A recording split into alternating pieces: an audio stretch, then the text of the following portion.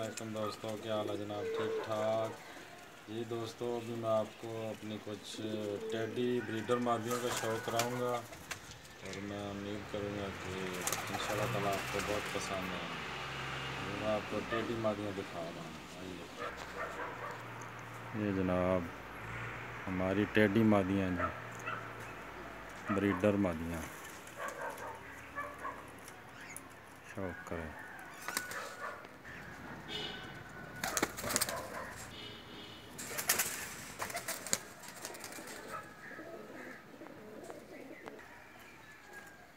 ये जनाब टेडी मादियाँ हैं।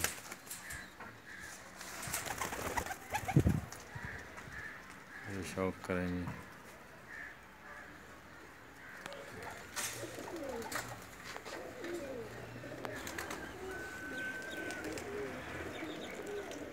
आप दोस्तों के शौक के लिए शेयर कर रहे हैं जी।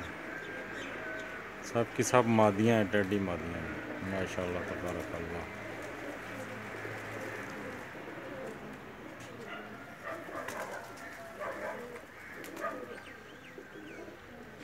उम्मीद है आप दोस्तों को ये भी पसंद आएंगे। करीब करके दिखा रहा हूँ।